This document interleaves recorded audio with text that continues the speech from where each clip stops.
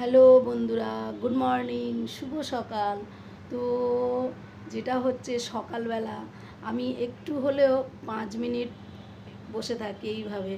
তো এখন আর পারি না, কেননা আমার যে অপারেশান হয়েছে, এই যে দেখছো শিরদাঁড়া এক একটা ইঞ্জেকশান দিয়েছে, তার জন্য আমি এখন আর এইভাবে বসতে পারি না। তবু বসার চেষ্টা করি।